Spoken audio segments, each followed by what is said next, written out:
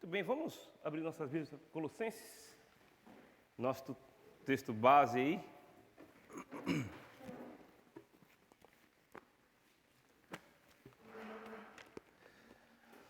De Colossenses.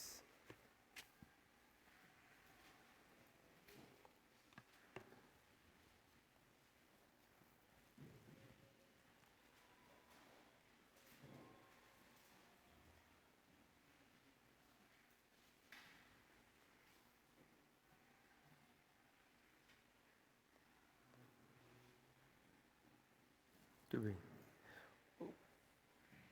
O conteúdo, irmãos, aí, essa semana é um pouco mais extenso, mas eu vou, de alguma forma aqui, salientar as partes mais importantes para a gente não gastar uma outra aula nesse capítulo, tá? Tem alguns assuntos... Está muito alto isso aqui. Isso. Tem alguns assuntos aí que nós vamos citar apenas, né? A gente vai passar mais rápido por eles, porque são assuntos que nós já entendemos, nós já conversamos lá quando nós falamos em Gálatas, mas de forma geral a gente vai tentar aí também terminar o capítulo hoje. Como eu disse, por exemplo, eu tenho 4 aulas só para fazer, já fiz uma, tem essa aqui agora, depois tem mais 2, e aí acabou a minha participação do ano, né? Nosso ano já está chegando no final, então eu tenho que terminar nas 4 aulas. Né? Quando o pastor me deu o Colossenses, ele falou, tem que terminar nas 4 aulas. Então tá bom, então vamos terminar nas 4 aulas. Só queria, com os irmãos, nós pensassem e ficassem atentos, porque nós temos uma pergunta que nós respondemos sempre, que é o que Deus espera da sua igreja. Quando essa pergunta aparecer, os irmãos vão responder para mim, tá? Eu vou responder só depois, vai ficar lá a pergunta e os irmãos vão ter oportunidade de, a partir daquilo que a gente viu aqui, falar o que você entende, o que o irmão entende sobre o que Deus espera da igreja. Eu vou pedir a colaboração dos irmãos para que os irmãos aí fiquem atentos e já vão pensando, conforme for passando aí o conteúdo, do que Deus espera da sua igreja, daquilo que você pôde captar aí, tá bom? Vamos orar e a gente vai começar. Pedi para a Elaine, se ela pode.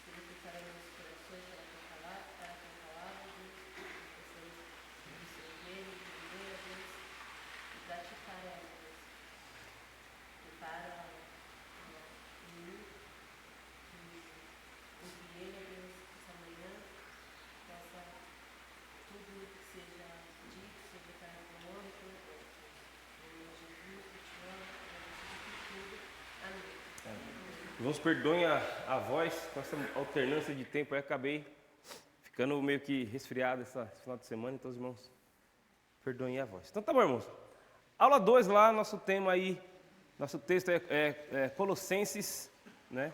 E aí, o nosso texto base é Colossenses capítulo 2. Nós vamos fazer a leitura dele, vamos fazer uma leitura participativa.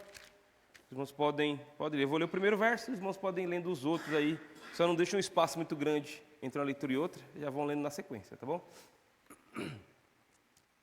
Colossenses capítulo 2. Podemos ler? Sim? Quero que saibais quão grande combate tenho por vós e pelos que estão em Laodiceia, e por quantos não me viram em pessoa.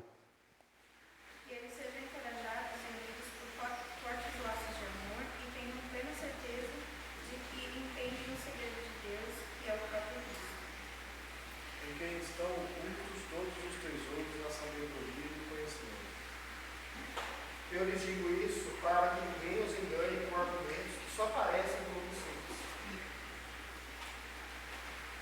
Pois embora eu esteja longe, meu coração está com vocês. Eu me alegro de que estejam vivendo como devem e de que sua fé em Cristo seja forte. Assim como recebestes o Senhor Cristo Jesus, ainda bem. Arraigados e edificados nele e confirmados na fé, assim como fostes ensinados, crescendo em ação de graça. Cuidai para que ninguém vos faça prisioneiro, por meio de filosofias e vãs sutilezas, de acordo com a tradição dos homens, de acordo com as coisas elementares do mundo, e não de acordo com Cristo. Pois nele habita corporalmente toda a plenitude da divindade. Portanto, por Cristo nele, por cabeça de todo o governante da humanidade, vocês também estão completos. Nele também vocês foram circuncidados, não com a circuncisão feita por mãos humanas, mas com a circuncisão feita por Cristo, que é o despojar do corpo da carne. Sepultados no batismo com ele. Nele também ressuscitastes pela fé no poder de Deus, que o ressuscitou dentre os mortos. Sendo vós mortos nas transgressões e na incircuncisão de vossas carnes, vos vivificou junto com ele, perdoando todas as vossas ofensas. Havendo riscado a cédula que era contra nós, nas ordenanças, que nos era contrária, e a removeu do meio e a cravou na cruz. Despojando os principados e as potestades, publicamente os expôs ao desprezo, triunfando deles na cruz. Portanto, não deixem que ninguém os condene pelo que comem em pé, ou por não celebrarem certos dias santos, as cerimônias da lua nova ou dos sábados. Que são sombras das coisas futuras, mas o corpo é de Cristo. Não permitam que ninguém que tenha prazer numa falsa humildade e na adoração de anjos os impeça de alcançar o prêmio. Tal pessoa conta detalhadamente suas visões e sua mente carnal a torna orgulhosa. E não ligada à cabeça, da qual todo o corpo vai crescendo pelos nervos e juntas, em crescimento de Deus. Se estáis mortos com Cristo sobre as coisas elementares do mundo, como que vos dominam sob o pretexto de viveres no mundo? Não mexam, não provem, não toquem. Essas regras não passam de ensinamentos humanos, sobre coisas que se deterioram com o tempo. Tem, na verdade, aparência de sabedoria, em culto voluntário, humilde, fingida, e severidade para com o corpo, mas não tem valor algum para a satisfação da carne. Muito bem. Então tá aí, o texto é um tanto quanto pesado, difícil de entender, né? Tem várias questões aqui de entendimento cultural da época, mas tem muitas também semelhanças com o texto de Gálatas, nós estudamos aí anteriormente. Muitas vezes, quando ele fala de um artigo de dívida arriscado, os irmãos viram aí, quando ele fala que nós fomos, nossa dívida foi paga, quando o texto também vem aqui e exorta a maneira de se viver, isso Gálatas também demonstrou, quando fala que nós devemos então andar de acordo com a vocação que nós somos chamados, com relação à salvação, com relação ao Espírito Santo. O texto aqui também demonstra isso. E também, assim como lá em Gálatas, ele vem e desconfigura um ensino que não resultaria em salvação, ou resultaria em santidade, que são aquelas práticas que eram feitas, que eram propostas para aqueles irmãos, com pretexto de que se eles andassem de acordo com aquelas práticas, aí sim eles alcançariam a salvação e santidade. Né? Paulo vem e ele desconfigura isso. Fala da circuncisão, que fala lá em Gálatas, e ele fala da circuncisão e do batismo, a gente vai ver daqui a pouco alguma coisa também, mas desconfigurando de novo a questão do cumprimento da lei, mas de outra perspectiva. Então tem muitas semelhanças aí. O texto não é fácil, não é fácil, ele vem e ele, aparentemente, lá no capítulo 1, ele vem e se alegra com aqueles irmãos pela firmeza deles, mas ao mesmo tempo disso, Paulo vem e começa a falar coisas que são rudimentares, coisas que são básicas para aqueles irmãos. Como quem Deus é, como a salvação pela graça, como o andar de acordo com o Senhor. Mesmo aqueles irmãos, lá no começo ele dizendo que se alegrava da firmeza deles. Vamos lembrar lá no capítulo 1. Mas mesmo assim, aqueles irmãos sendo firmes, tinha erro para ser consertado. E muitas vezes os erros nós consertamos, irmãos, quando nós voltamos aos princípios básicos da fé. Né? Pensa comigo, essa semana todos nós erramos em algum ponto com o Senhor. Todos nós. Mas algum ponto desse que você errou, ele era algo que não passou por um princípio básico? Entende o que eu estou falando? Ou você errou uma coisa assim super espiritual. Eu errei aqui um negócio super espiritual na minha vida, errei um negócio muito... Ou você errou aquele negocinho básico? Geralmente a gente erra um negocinho básico, né? É um erro assim, sabe, escandaloso espiritualmente, coisa que... Não. Acontece? Pode acontecer? Pode acontecer. É um pouco mais difícil entre os crentes você cometer um escândalo espiritual. Um pouco mais difícil, mas acontece. Mas é muito comum a gente errar em princípios básicos da fé. Um exemplo. Quantos aqui... Não precisa, pensa você, tá? Não me responda, tá? Essa não responde, pensa você. Quantos de nós essa semana foi falho com oração? Responda na sua mente. Com oração. Quantos de nós somos falhos com oração essa semana? Princípio básico da fé. Quantos de nós falhamos ou fomos relaxados com leitura bíblica essa semana? Princípio básico da fé. Né? Quantos de nós não lembrou durante o seu cotidiano que o seu colega de trabalho precisava ouvir de Cristo? Princípio básico da fé. Mas nós estamos firmes aqui, não estamos? Interessante, né? Mas nós estamos firmes aqui. Com certeza o pastor está contente, caindo um pé d'água, mas ainda assim os irmãos chegaram. Contente. Mas os nossos erros do cotidiano, os nossos erros do dia a dia, ainda assim têm a necessidade de correção. Ainda assim tem essa necessidade de correção. E a gente vai lembrar que lá na introdução, esse aqui é o primeiro slide que eu usei semana passada, um dos primeiros, que diz o porquê da carta. E aí, o porquê da carta é que tinha um erro acontecendo. E aí, a frase é que falsos ensinamentos e práticas em Colossos estavam influenciando os santos de lá e abandonando a sua fé. Estavam abandonando a sua fé. Agora você diz, mas a falha aqui é dos falsos mestres, né? A falha aqui é dos falsos mestres. Eles estão lá ensinando baboseira. É? É do falso mestre a falha? Se ele é falso, ele é falso. Ele não tem verdade, então não é mestre. É do falso mestre a falha? É? Falta de conhecimento dos irmãos. Por que Paulo não escreveu uma carta, então, para os falsos mestres da igreja de Colossos? Se a falha é deles, Paulo não precisava escrever para a igreja.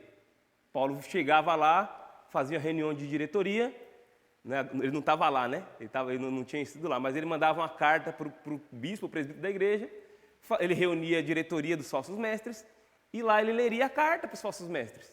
Se o problema fosse a falha fosse deles ali. Para pensar isso. Se é para a igreja, a falha é da igreja. Porque aquele que é falso, é falso. Não existe ensinamento bom. Agora a igreja já tinha recebido Cristo. A igreja já tinha ouvido dos apóstolos, já foram ensinados segundo a doutrina dos apóstolos.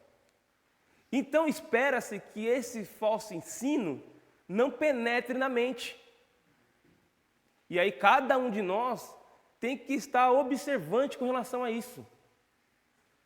Ah, mas eu errei porque fulano de tal falou isso. Fulano de tal falou que eu tinha que fazer assim. Ah, mas eu vi na televisão aquele programa e disse que eu tinha que agir desse jeito. Ah, porque na internet aquele influencer lá, que é um cristão, falou que eu tinha que fazer assim. Então Paulo não vai escrever carta para eles, não. Para nós, como igreja. Né? Para nós como igreja. A nossa fé, as convicções serem pautadas na palavra de Deus ao ponto da gente não cair nisso. E Paulo, ele vem e ele vai falar de erros, ele vai falar dos problemas, e ele tem que voltar nos princípios básicos, muitas vezes, para falar, olha, aquele é Jesus, ele morreu na cruz, ele te libertou, não se escravize com isso, não dê ouvido àquilo outro, não pratique isso, não seja refém daquilo. Coisas básicas, e Paulo vem e tenta refazer tudo isso por conta de um erro que aparentemente é grande, né? Alguém vai lá na igreja e afronta a palavra do Senhor, realmente é. Mas aqueles que estão dando ouvido para isso, a igreja realmente, os salvos realmente remidos por Cristo, tem, lembra que eu falei semana retrasada? Tem responsabilidade por si mesmo, de entender a palavra de Deus, ser próximo da palavra de Deus, para que não sejam enrolados, para que não caiam em falácia. Aí você mas aquela pessoa tem pouco entendimento, mas quem ilumina é o Espírito Santo de Deus. A gente pode pensar também que talvez tinha algum interesse pessoal nisso tudo. E o crente, irmãos, ele pode sim agir com partidarismo. Ele pode. O Jefferson me ensina uma coisa totalmente errada. Mas ele me empresta o carro. Né? Chovendo, Jefferson? Eu estou indo para a praia, cara. Calor danado lá, meu carro não tem ar quente, ar frio. O seu tem, né? Tem o teto solar para me ver aqui, me favorece. Então, eu começo então a agir de acordo com o que ele me ensina. O Veiga me chama para almoçar. Falando, você precisa me chamar para almoçar de novo, né, cara? Não, mas o Veiga me chama para almoçar. Na era faz um negócio lá que eu gosto pra caramba, né? Como chama aquele... Isso, um negócio lá que eu faço. Eu gosto demais daquele negócio que ela faz. Mas ele está me ensinando um negócio errado. Se eu não dar ouvido para ele, a Nayara não vai mais fazer aquele prato que eu gosto. Então pode ter partidarismo aqui junto também, irmãos. E uma coisa que destrói a igreja do Senhor é o partidarismo. É uma busca de benefício particular. Porque quando nós estamos nessa condição, o eu impera. O eu impera. A minha vontade impera. A palavra de Deus acaba ficando em desuso. Então pode ter essas duas situações aqui. E são situações que nós como igreja temos que tomar cuidado. É errado alguém vir aqui na frente e expor um ensinamento totalmente contrário? Claro que é. Claro que é. Se ele for um falso mestre, tem que ser tirado do nosso meio. Tem que ser tirado do nosso meio. Mas de quem é a responsabilidade de identificar isso e não cair na lorota? Exatamente. Deus exorta os filhos, né? Por isso que esse ponto. Eu lembrei de um exemplo, posso falar? Cara, tem acho que é psiquiatra, chamada Ana Beatriz. E assim, tem uma história por detrás, mas não dá tempo para contar. Ela foi desafiada a escrever um livro. Ela trata de autismo, de todo tipo de psiquismo que as pessoas têm, depressão e tal. E alguém exortou ela, falou assim, por que você não escreve um livro? Isso é muito boa e tal. Aí ela pensava assim, cara, eu vou escrever para 1% da população. Aí a pessoa que incentivou falou, não, cara, você vai escrever para os 99% que tem que conviver com esse grupo aí. Exatamente. Você vai escrever para 99% das pessoas que precisam identificar esse povo. Você não vai escrever para o autista talvez não vá conseguir ler. Você vai escrever para quem precisa descobrir aquilo nele, a doença da pessoa. Exatamente. E Deus fez isso, cara. Exatamente, irmãos, exatamente isso. Deus escreveu a carta para a igreja para combater aquilo que é falso dentro dela. O que é isso? É dedicação do crente, é compromisso do cristão, é favorecimento da igreja do Senhor, é disponibilidade de serviço, é disposição em aprender e explorar a palavra de Deus. Isso quem faz? É o falso mestre, irmão? Não. Uma coisa também que é Sutil. sutil, né? Às vezes é uma pequena coisa, a gente não percebe, a gente faz uma coisinha, essa coisa depois outra, e nada, quando você vê, você está sem perceber, né? Sem perceber.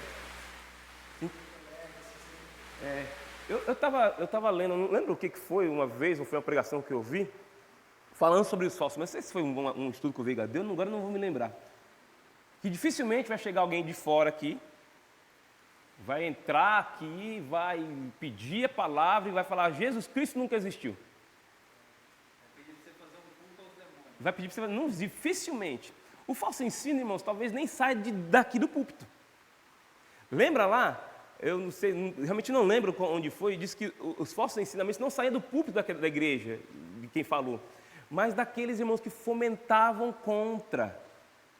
O púlpito estava aqui, mas embaixo do púlpito estava alguém fazendo isso assim. Não sabe? Não acredita não.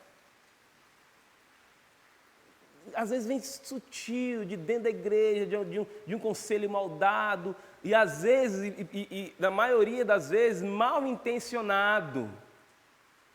O crente de verdade, ele pode falhar, pode, mas quando ele vem aqui e talvez ensina alguma coisa que ele não estudou direito, ou que ele achou que era assim ou não, ele vem aqui e fala, irmãos, falei isso aqui aquele dia, mas é assim, assim, assim, acabou. Agora, o falso mestre não. O falso mestre, ele batalha contra o ensino da palavra de Deus. Isso a gente tem que ser atento.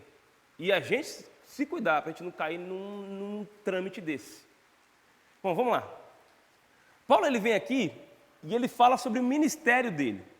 Lembra que lá no final do capítulo 1, ele vem e ele fala à igreja. Ele fala o quanto ele lutou, o sofrimento dele em favor, que ele estava disposto a sofrer pelo benefício da sua igreja.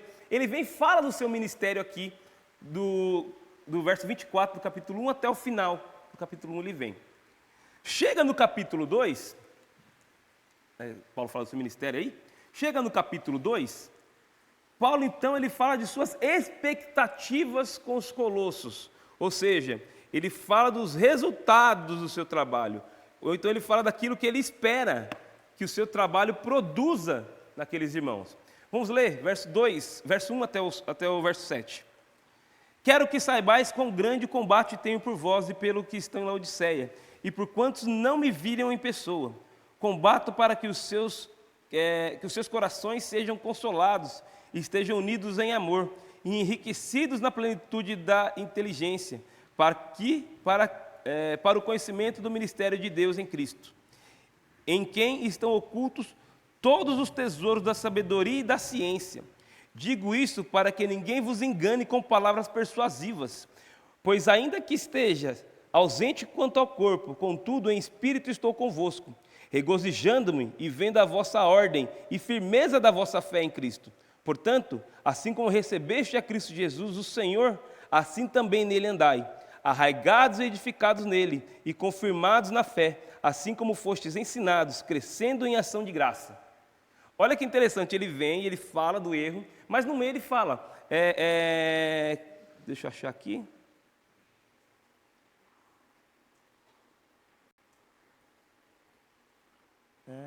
Perdi o versículo. Achei. O final do versículo 5. Regozijando-me e vendo a vossa ordem e a firmeza da vossa fé em Jesus Cristo. Então tem firmeza ali, né? Mas ele vem e fala então do que ele espera, a partir do ministério apresentado no final do capítulo 1. Ele falando de tudo que ele lutou, de tudo que ele batalhava, como se ele tivesse feito um resumo, um portfólio do trabalho dele. Ele fala, agora eu espero o resultado de tudo isso. E ele vem e ele diz então o que ele espera. Ele afirmava que estava lutando pelos que estavam em Laodiceia e por todos que ainda não o conheciam pessoalmente. E esforçava-se para que todos eles, primeiro, fossem fortalecidos em coração, como resultado do trabalho dele. Você pode ver no verso aí. Então, a expectativa de Paulo é que fossem crentes com corações fortes. Segundo resultado que ele esperava, que eles fossem unidos em amor. Fossem unidos em amor. Isso até hoje é esperado da igreja, essa união em amor. E também que eles alcançassem toda a riqueza do pleno entendimento. E onde estava esse pleno entendimento? Onde é que estava esse pleno entendimento? Onde é que está esse pleno entendimento? Está escrito aí, acabamos de ler. Onde é que estava o pleno entendimento? Em Deus, em Jesus Cristo.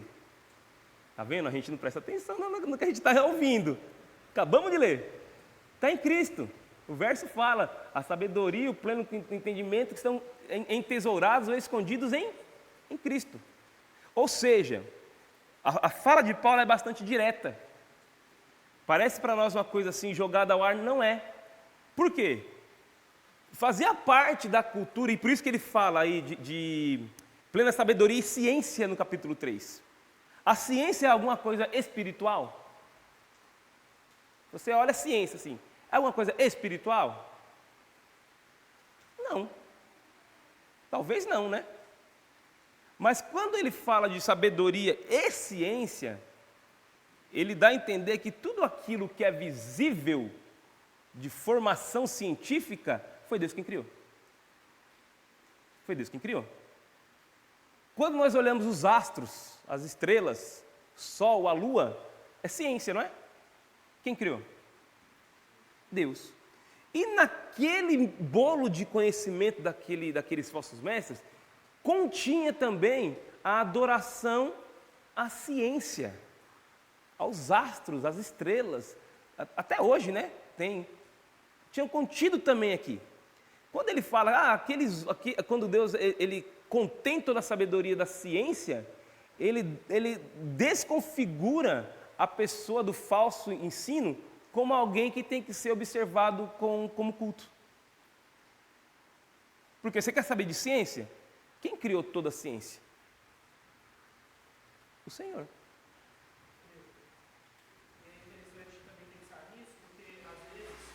Fala aqui também, né, no versículo 4, ele fala que nenhum dos engano pelo texto só aparece no 26. E nessa questão de ciência, pode ser que também seja com relação a pessoas que são muito inteligentes. Porque é óbvio, né, muito claro que tem níveis de inteligência dentro da própria igreja. Tem gente que tem muito conhecimento e tem gente que não tem. E tudo bem, né? Deus não salva a pessoa porque ela é mais inteligente que os outros. Só que tem gente que vai tentar convencer você com palavras que são difíceis, você não vai nem entender o que a pessoa está falando. Fala no verso, né? Para as pessoas vivas aí, né? Exato. E aí a pessoa fala um monte de coisa bonita e você fala, nossa, essa pessoa conhece. Às vezes a pessoa fala um monte de besteira. Então, eu falo isso por quê? Porque hoje em dia é muito mais visto isso, né? A pessoa vem e fala um monte de coisa bonita para você não sabe nem o que a palavra está dizendo, quer dizer, e você acredita que a pessoa falou só porque ela falou bonito. Isso tem muito a ver com ciência, tem muito a ver com inteligência, com conhecimento. Porque a pessoa leu muito, sabe muito mais português que você, às vezes sabe muito mais português, inglês e outras línguas, e fala um monte de coisa e você não vai entender nada do que a pessoa está falando. Mas você acredita só porque ela falou uma palavra bonita, só porque ela falou uma frase muito bem colocada, ou uma palavra que você nunca ouviu. na vida, né? Fala uma frase muito bem direcionada e você acha que isso não é verdade. Na verdade, Deus é dono da ciência. Se você não está entendendo, pede para a pessoa explicar de outra forma. Se aquilo que ela está falando for verdade, de qualquer maneira que ela falar, sendo cientificamente ou não, vai ser verdade. Sim. Então, a gente tem que tomar cuidado com esse tipo de coisa. Né? Não dá ouvido só porque a pessoa está falando um monte de coisa rebuscada. Muito bem. Então fala aí que ele é dono de toda a ciência e entendimento. Tem uma música, eu acho que é do João Alexandre, que fala que ele é dono de toda a ciência, sabedoria e poder. Né? Ele é dono de toda a ciência, sabedoria e poder. Nada escapa da mão dele, é dono de tudo.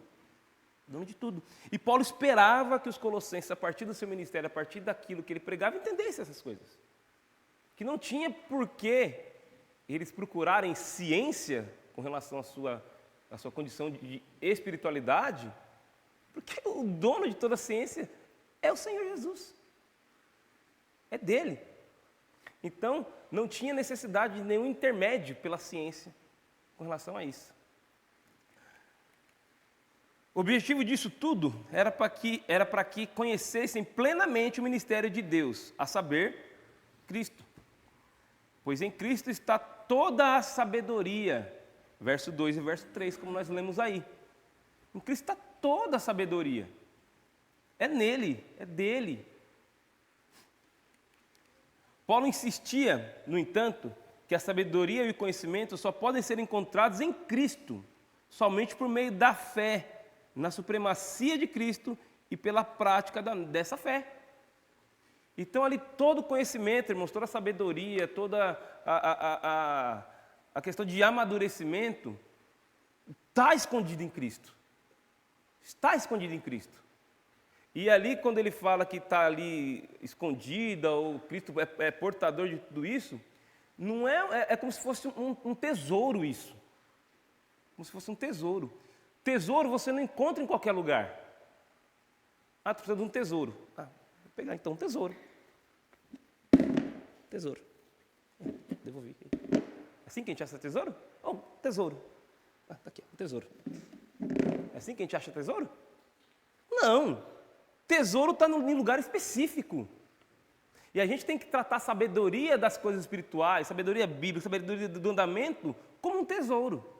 Só que, para esse tesouro, nós já sabemos onde ele está. Nós já sabemos onde a gente tem que procurar. É em Cristo. É em Cristo. É dele que nós colhemos os tesouros de sabedoria. É nele que nós achamos tudo que nós precisamos. Não está em qualquer lugar, não está solto assim. Não é uma coisa banal. É uma coisa que está em Cristo. E nós, como salvos, nós temos acesso a esse tesouro. É um tesouro compartilhado conosco através de Cristo. Então nós somos entesourados com relação a isso. A sabedoria que nós precisamos, a Bíblia fala para a gente fazer o quê? Peça a que Ele dá com... Pronto. Não está condicionada. Ah, precisa de sabedoria? Ah, procura lá nos astros primeiro, vê se tem alguém que pode te ensinar. Aí você vai fazer aquela brincadeira do monge do acampamento, né? Você vai em um, manda você ir no outro, para você chegar no terceiro, para o terceiro te mandar o teu tesouro. Não. A nossa ligação é direta com o dono do tesouro. Ao ponto da Bíblia a falar para a gente, pede que Ele vai te dar. Ele é dono de tudo.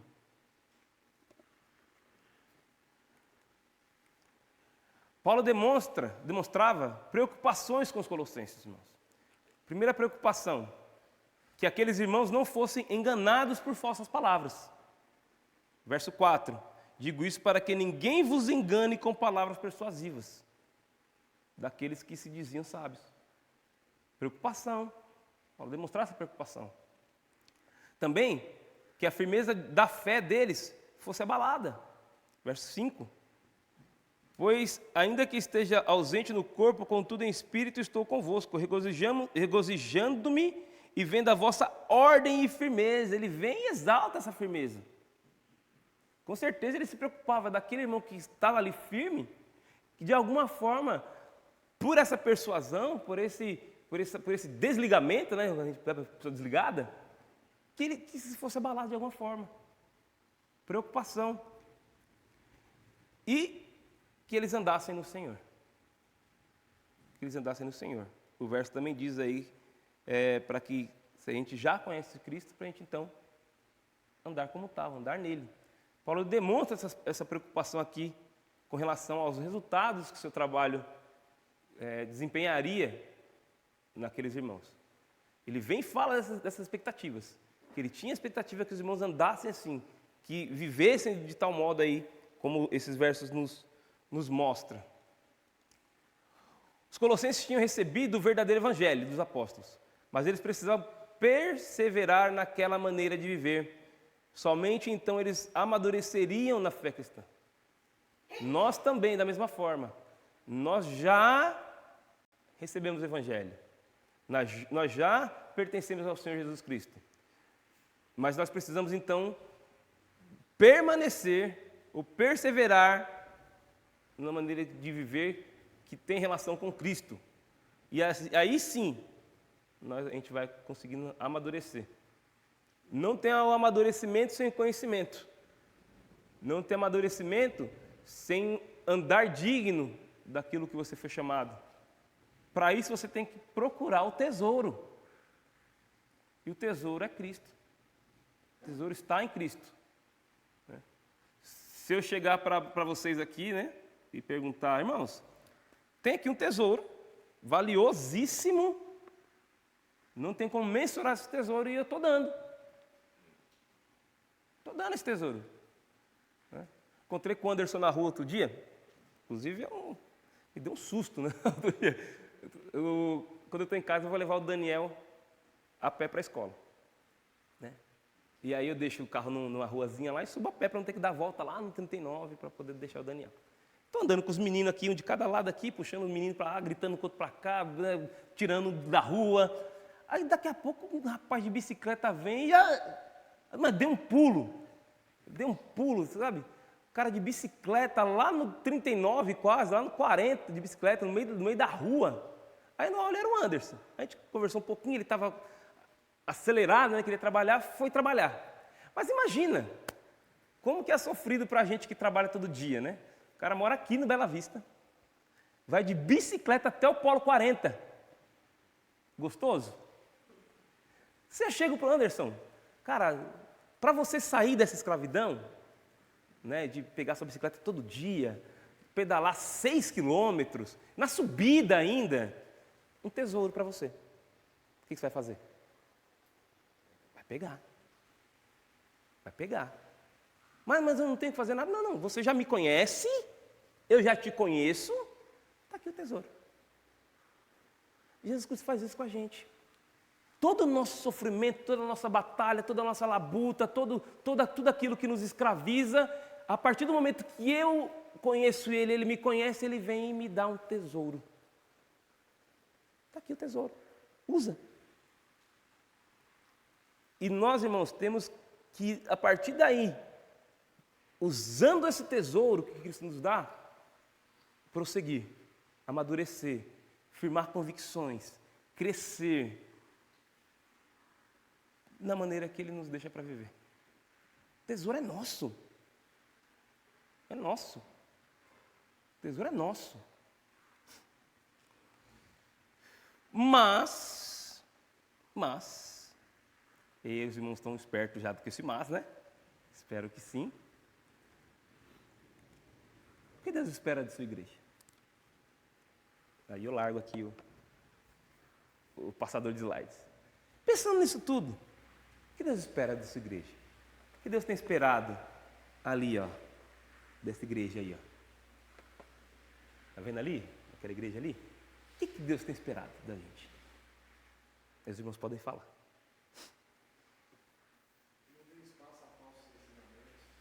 Exatamente. Espaço nenhum. O que mais?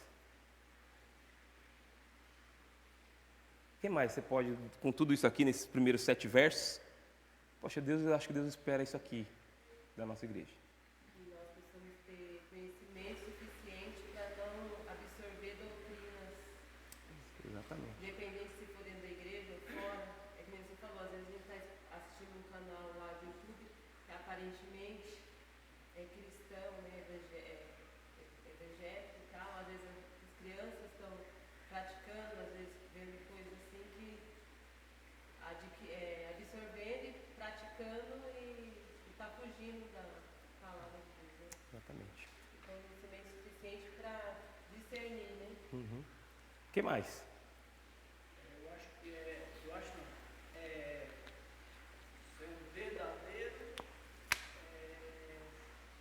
uma fé na nossa igreja. A fé ali, inabalada, né?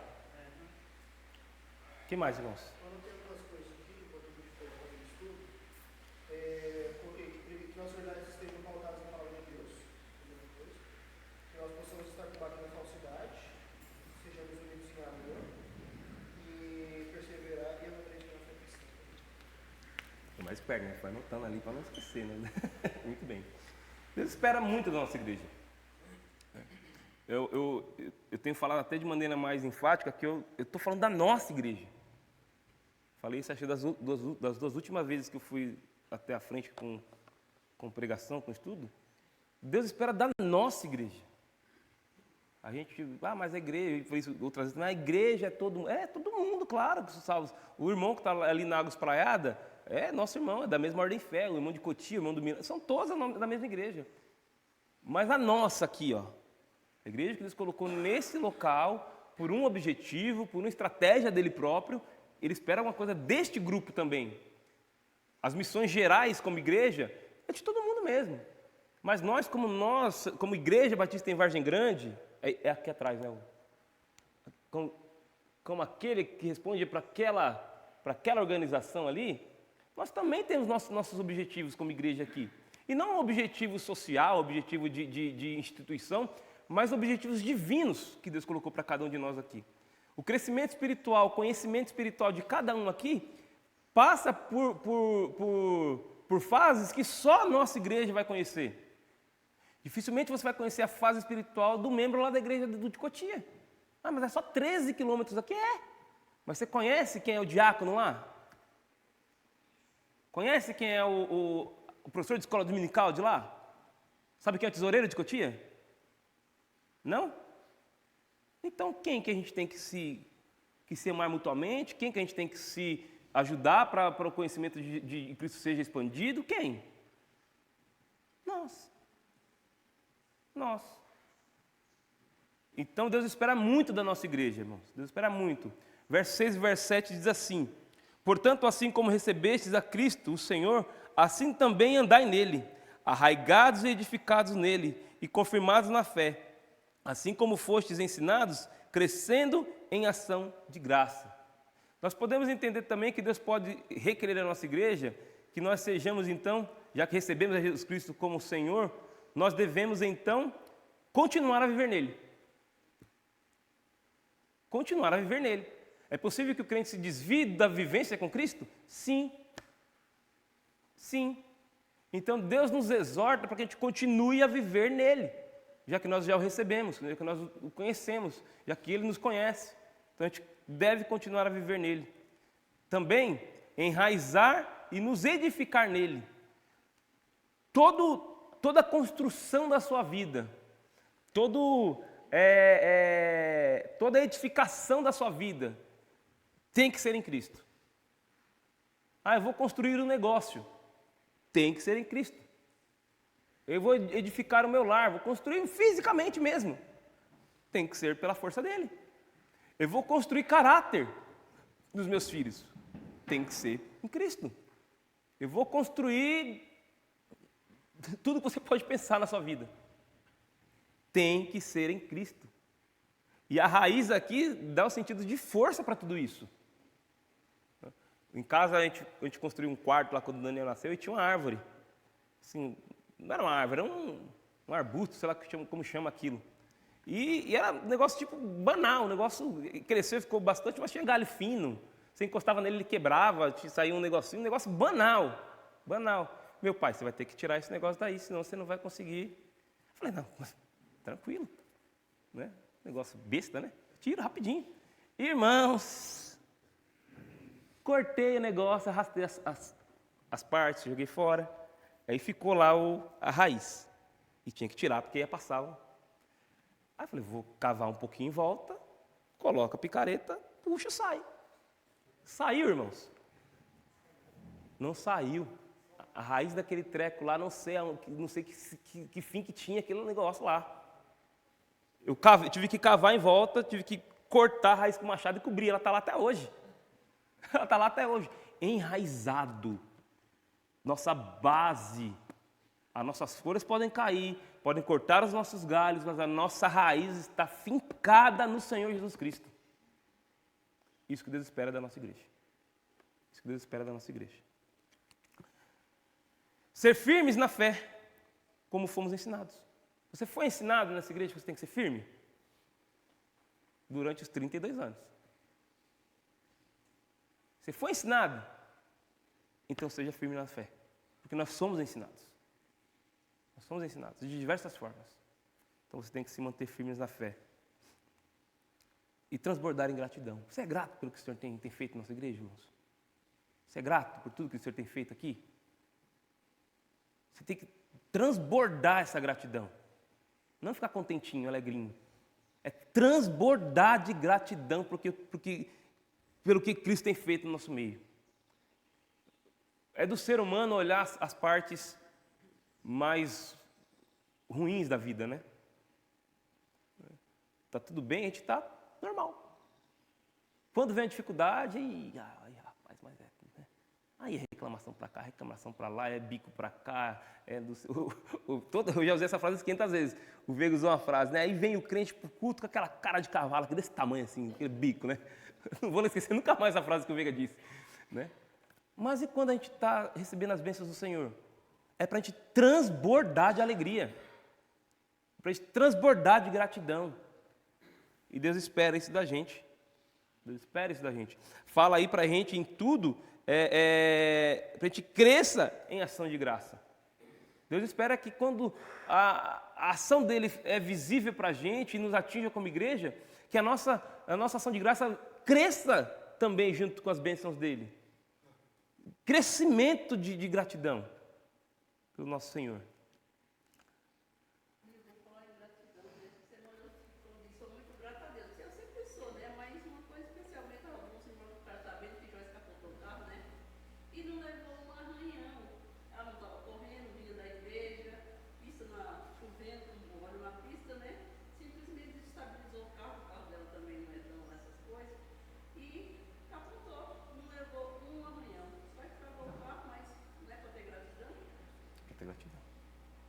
Irmãos,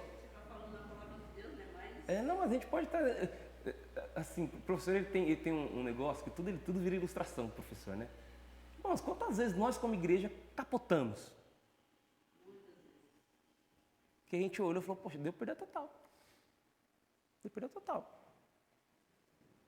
Estamos aqui. Capotamos várias vezes, batemos lá no guarda-reio, capotamos várias vezes. Estamos aqui. Gratidão. Gratidão. Você individualmente, quantas vezes você capotou, falou, não tem mais jeito isso aqui que eu fiz. E Deus vem, né, e te recondiciona. Acho que teria mais um detalhe que eu vejo aqui, que tudo tem que ser em amor também. Né? Exatamente. A nossa placa está ali, ensinando a verdade em amor.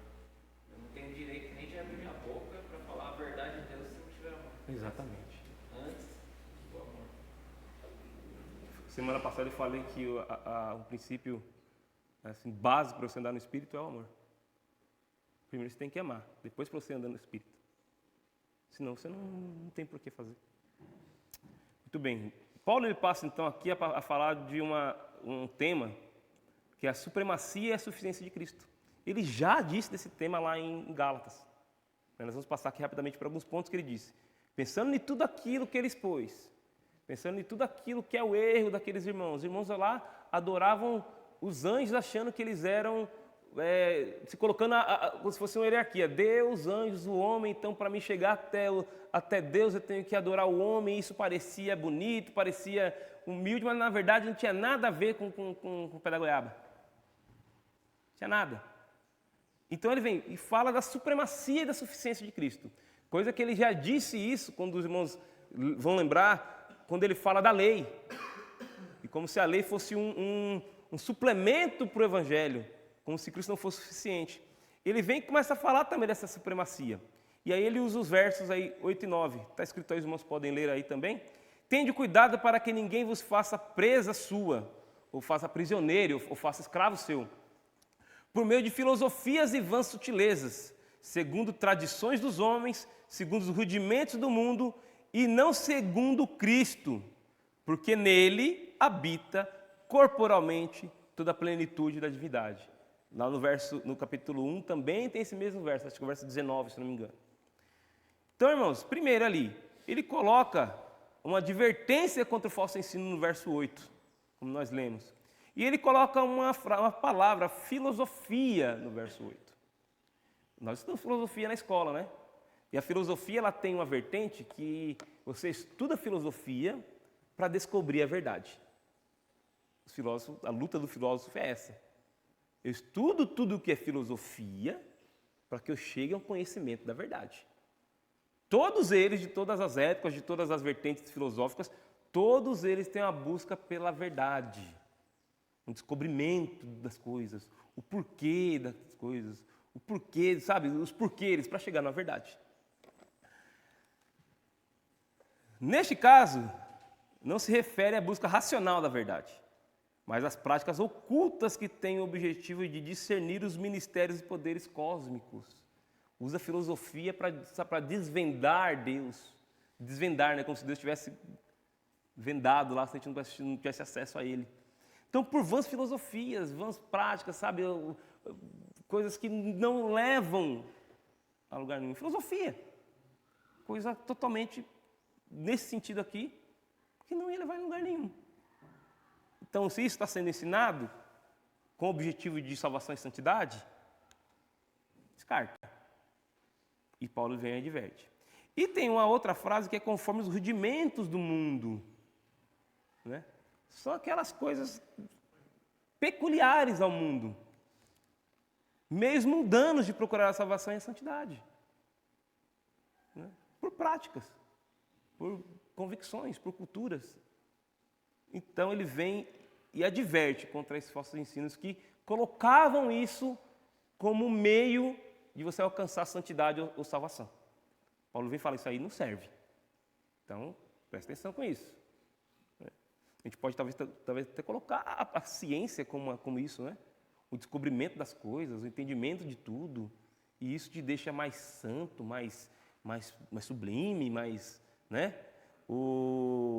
Tinha aqui um problema que eles entendiam que Deus Santo não podia habitar em nenhum corpo pecador. Ou não podia fazer relação com alguém sujo.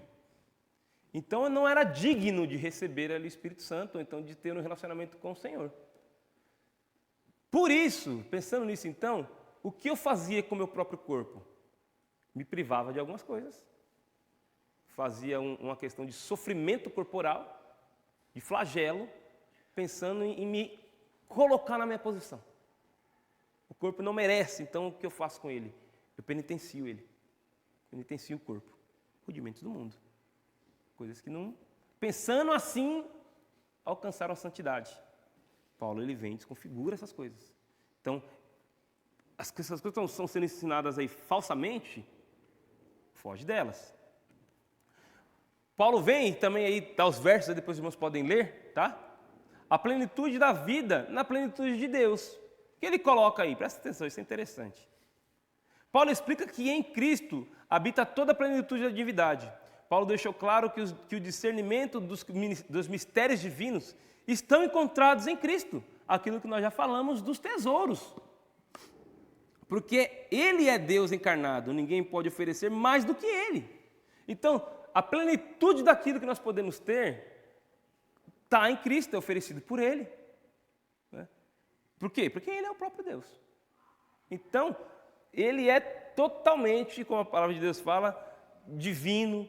E não só numa questão de, um pouco, ou sabe, é bastante. Mas Ele é plenamente divino. Então, tudo que a gente pode querer, Cristo oferece.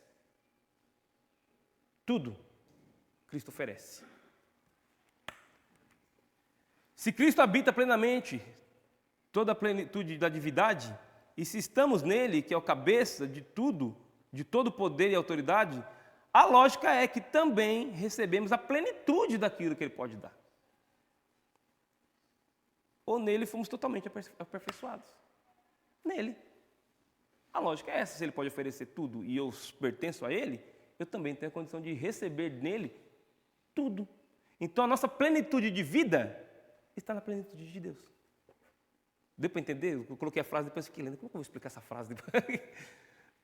Toda a nossa plenitude, tudo que a gente precisa, está em Deus que é pleno. Nossa plenitude de vida está na plenitude de Deus. E aí ele vem e fala da circuncisão e do batismo, do verso 11 e verso 12. E Paulo ele vem aqui e fala que nele, Cristo, fomos circuncidados. Não com a circuncisão feita por mãos humanas, está assim no verso, né? Mas com a circuncisão feita por Cristo, que é o despojar da carne, do corpo. Ou seja, é algo do coração, é algo do espírito. Aquela prática ali, Jesus fez de uma forma de dentro de nós, de transformação do caráter. Não só de uma prática exigida ali pela cultura deles. Isso é demonstrado quando nós fomos sepultados com ele no batismo. Passamos por isso há pouco tempo, né? E quando ele fomos ressuscitados mediante a fé no poder de Deus, que o ressuscitou dentre os mortos. Você mostrou que foi circuncidado por Cristo, né? Não por mão humana, mas a ação de Cristo na sua vida de transformação. E quando você vai lá e demonstra publicamente com o batismo. E você está dizendo, falando, olha, eu fui transformado. Aquilo que existia em mim morreu eternamente. E agora eu renasço aqui para demonstrar agora as virtudes de Cristo. Fala que a suficiência e a supremacia de Cristo também é demonstrada na vida nova e no perdão em Cristo. Verso 13, verso 14, abre lá. E vós outros que estáveis mortos em vossos pecados e na incircuncisão da vossa carne, olha que interessante que ele fala aqui. Fala que ele estava morto na incircuncisão da carne e anteriormente ele fala da circuncisão que Cristo operou nos nossos corações, dando vida. Ou seja, colocando que aquela prática não levaria ninguém para o céu. Olha que interessante o jogo que Paulo faz aqui. Vos vivificou juntamente com ele, perdoando-nos todos os nossos delitos, havendo riscado o escrito de dívida que havia contra nós nas suas ordenanças, a qual nos era contrário. Tirou-o do meio de nós, cravando na cruz. Paulo continuou a se opor ao falso ensino, ao elaborar sobre quanto Cristo ofereceu ao nosso povo, ao seu povo. Quanto Cristo ofereceu por aquele povo. Aparentemente, Paulo queria enfatizar que Deus não tinha simplesmente conquistado o poder geral do pecado, mas também erradicado esse poder do pecado. A culpa que resulta de atos particulares pelos quais os pecadores ofendem o seu caráter. Essa dívida, essa culpa, Deus não só ele comprou isso, ou tomou poder disso, mas ele erradicou. O que é erradicar? Acabar. Então a culpa que nos condenava do pecado, Deus só não pegou o poder dele e tomou para ele aquilo. Ele fez isso, mas ele acabou de uma vez por todas com essa culpa através de Cristo. E isso mostra a supremacia e a suficiência do Senhor. A vitória de Cristo também aí faz parte da sua suficiência e supremacia.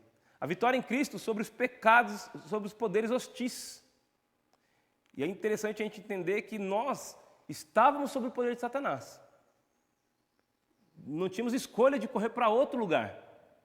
Nós estávamos sobre a condenação, sobre a tutela dele. Paulo descreveu ainda a outra maneira a qual Cristo se mostrou superior aos princípios dos falsos ensinos. Nosso Senhor conquistou todos os poderes iníquos ao tirar o poder para acusar. E quem era o acusador? Satanás. Ele tirou dele esse poder. Tirou dele esse poder. Sendo assim, ele conquistou isso. Mediante a morte de Jesus em favor dos pecadores, Satanás, ali o acusador, foi despojado do seu poder para intimidar e controlar os seres humanos. Nós não temos mais nenhum motivo para temer Satanás. Não temos mais nenhum motivo para temer as acusações que ele nos faz. Nenhum motivo. Esse poder foi tirado das mãos dele por Cristo. Nenhum motivo para isso. Então, Cristo é suficiente. Ele tem supremacia desse poder. Agora, quando nós somos acusados, aquilo que nós cometemos está cravado na cruz de Cristo. Está cravado na cruz de Cristo. E nós, então, podemos fazer uso do perdão dele. Então, esse poder que nos prendia, que nos escravizava, nós temos vitória sobre ele. Temos vitória sobre ele. A morte de Jesus retirou de nós o medo da morte e do julgamento eterno que o pecado merece. O pecado merece a morte. O pecado merece o inferno. Mas Cristo retirou de nós esse medo. Ele foi suficiente, só Ele, para tirar de nós isso. Então não tem por que nós temos nenhum receio desses poderes. Cristo já resolveu. os colossenses ainda tinham uma questão de, poxa, eu tenho que agradar, tenho que fazer tal coisa, tenho que intermediar pela ciência, eu tenho que... Não. Cristo, ele é suficiente. Ele fez. Embora a luta contra Satanás e suas legiões continuará até o retorno do Senhor em glória, o poder do mal foi quebrado de modo decisivo e permanente pela morte e ressurreição de Cristo. Permanente. Nossa luta continua. Nossa luta continua. Nós vamos lutar contra Satanás, contra aquilo que pode nos oprimir, até quando Cristo voltar. Mas esse é nosso dever. Isso é responsabilidade nossa. Né? Com todo o aparato que Deus nos dá, com todas as armas que Deus nos dá, nossa luta vai continuar. Na sua casa você vai ter dificuldade. Você vai se relacionar mal com as pessoas ainda. Infelizmente. Mas nós temos garantia de vitória desses poderes que nos cercam. Garantia de vitória daquilo que nos cerca com relação a esses poderes hostis. A supremacia e a suficiência de Cristo também dá a vitória, né? A vitória em Cristo sobre os... Opa, que essa aqui eu já fui. Isso. Uma batalha invisível, aí ocorreu na cruz. E o príncipe deste mundo foi, então, a partir dessa batalha, dessa vitória de Cristo, ele foi expulso. Abre lá, vou pedir para o Dudu abrir para mim João 12:31. João 12:31. Vou pedir para o Veiga abrir. Deixa eu achar aqui.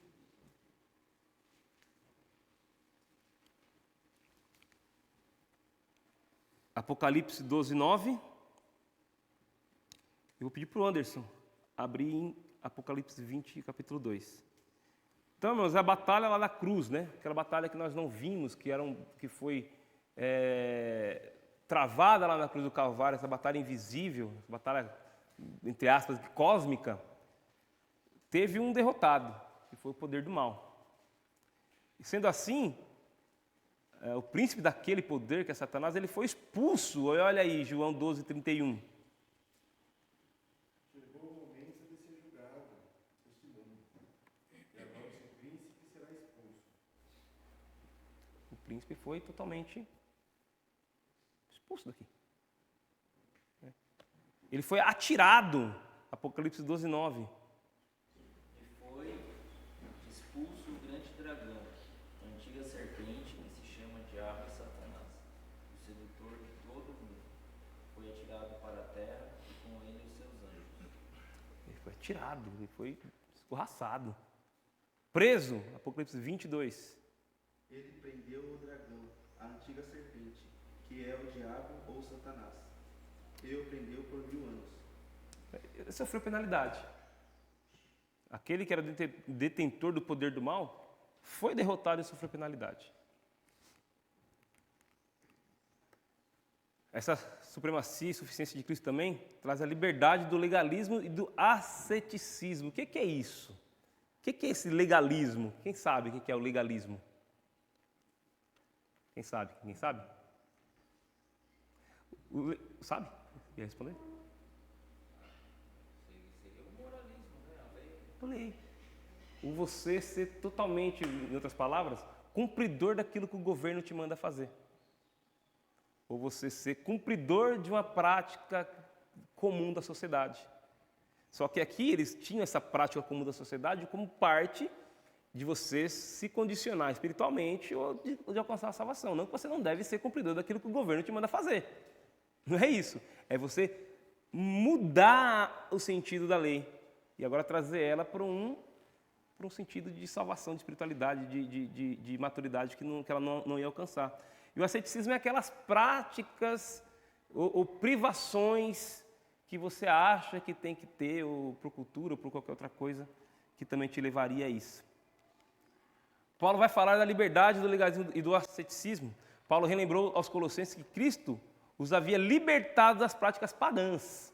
Muitas práticas essas do ascetismo eram práticas pagãs, práticas que não tinham relação nenhuma com a santidade do Senhor. e de uso incorreto de leis de Deus, que é a parte do legalismo, o uso incorreto dessas leis. Deus tinha libertado nós através de Cristo, e que Ele não ia promover nenhum tipo de resultado. Paulo explica que todas essas coisas estão destinadas a perecer pelo uso, pois se baseiam em mandamentos e ensinos humanos. Aquilo como ensina vai se deteriorar, vai acabar.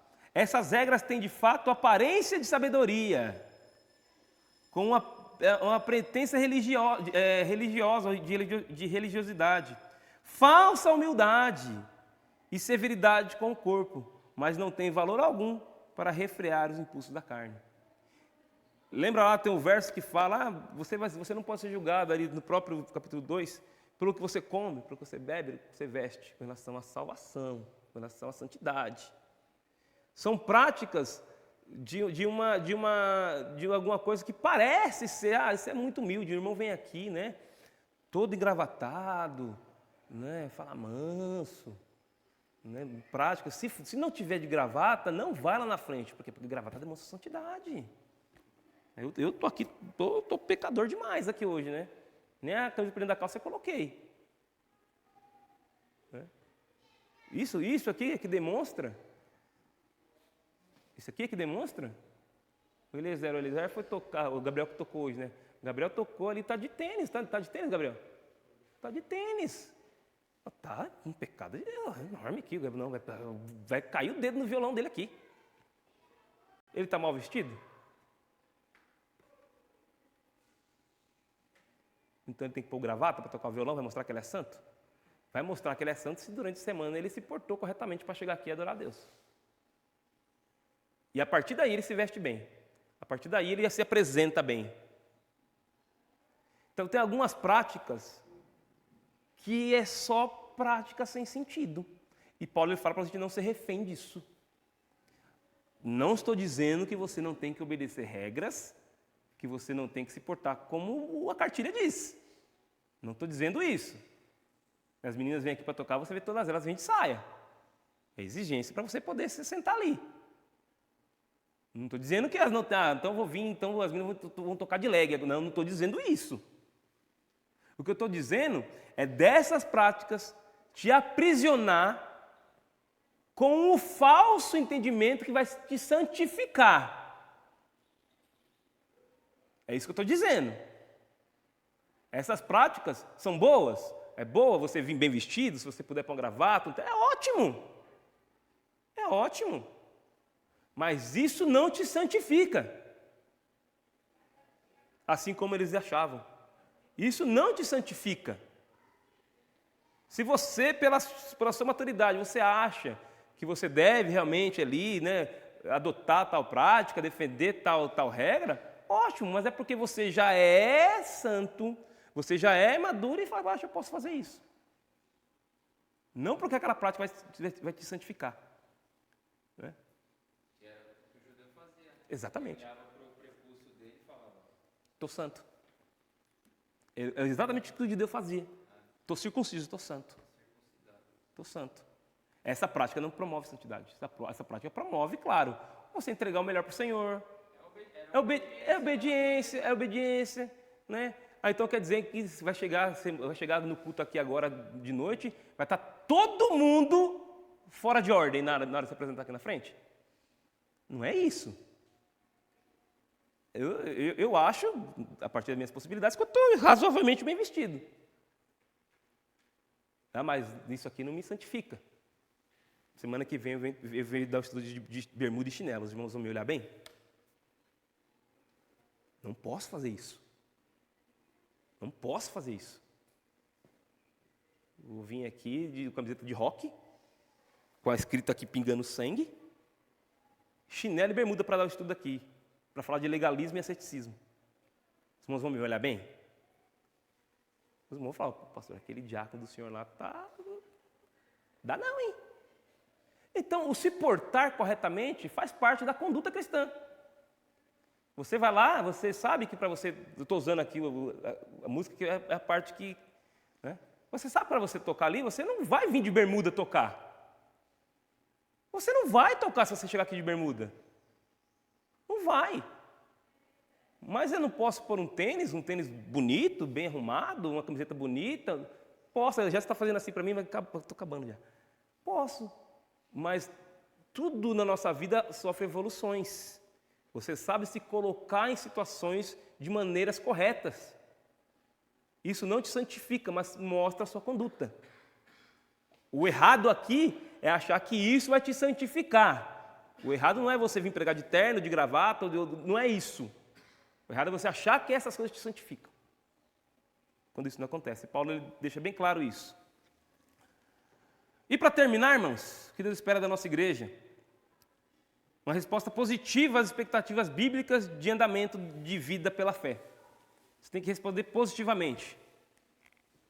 Convicção plena da supremacia de Cristo, em sua plenitude, e que Ele é totalmente suficiente em tudo. Em tudo. Deus espera isso da nossa igreja. Sei que é bastante informação, né? Se a gente tiver outras oportunidades, o capítulo 2 merece aí mais uma reflexão de todo esse conteúdo que tem. Se eu falei muito rápido, os irmãos depois podem perguntar, né? É bastante coisa.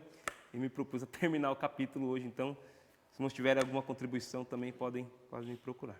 Amém, irmãos?